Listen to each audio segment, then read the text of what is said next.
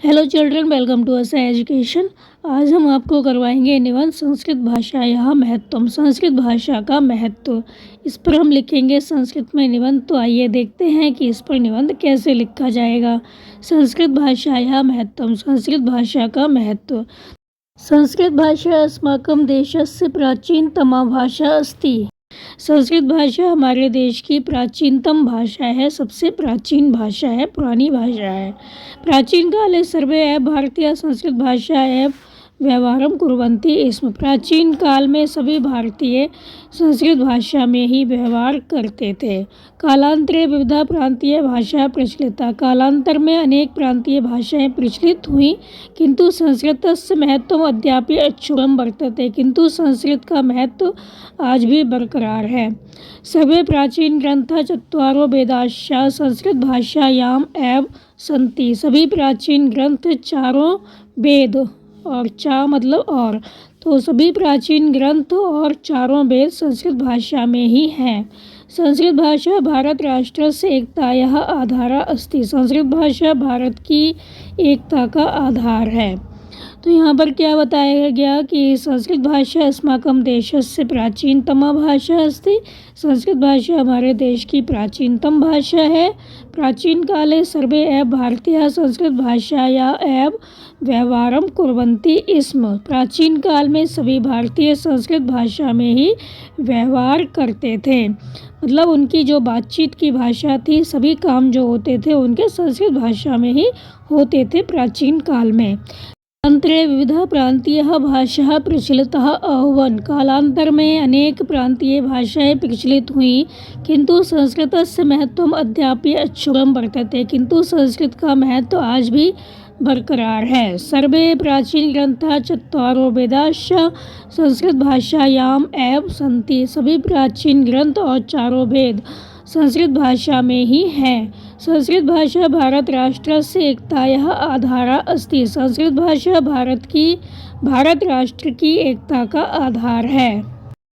संस्कृत भाषाया यत् स्वरूपम अद्य प्राप्यते। संस्कृत भाषा का जैसा रूप आज प्राप्त होता है, तदेव अद्यतः सहस्रवर्ष पूर्वम अपि आसीत्। वैसा ही आज से हजारों साल पहले भी था। मतलब जैसा रूप आज है वैसा हजारों साल पहले ही था, इसमें कोई परिवर्तन नहीं आया है। क्योंकि संस्कृत भाषाया स्वरूपम पूर्वरूपे वैज्ञानिकम अस्ति। क्योंकि संस्कृत भाषा का जो स्वरूप है पूरी तरह से वैज्ञानिक है। अस्य व्याकरणम पूर्णतः तर्कसम्मतम सुनिश्चितम च अस्ति। इसका व्याकरण पूरी तरह से तर्कसम्मत और सुनिश्चित है। आचार्य दंडिनः सम्यक एव उक्तम। आचार्य दंडी ने ठीक ही कहा है। भाषासु मुख्य मधुरा दिव्या गीवार भारती। भाषाओं में मुख्य मधुर और दिव्य गीवार भारती है, मतलब संस्कृत भाषा है।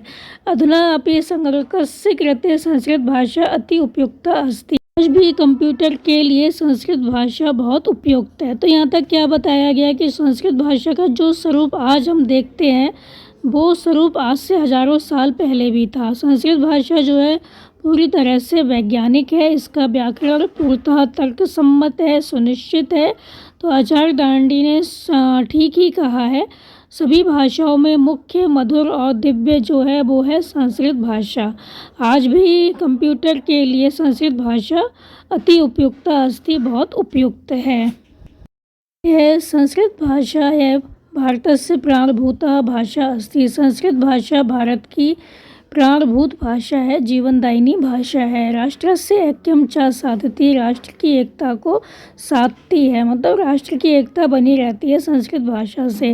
भारतीय गौरवस्य रक्षणाय। भारत के गौरव के रक्षा के लिए एतस्याः प्रसारः सर्वे एव कर्तव्यः। सभी को इसका प्रसार करना चाहिए। भारतीय गौरव की रक्षा के लिए, भारत के गौरव की रक्षा के लिए इसका प्रसार होना चाहिए।